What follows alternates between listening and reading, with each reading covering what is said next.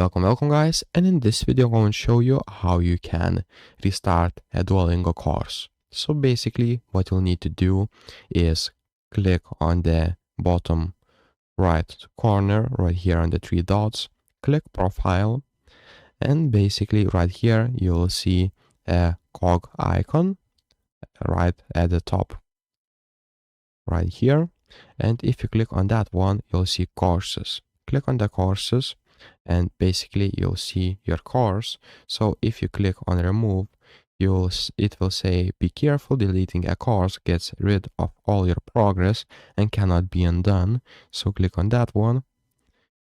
It will basically remove a course, and after that basically go back and add a new course right here by clicking on add new course and choosing again the same course. So if this video was helpful, please make sure to subscribe to Guide to Everything, comment down below for the algorithm, and see you in the next one.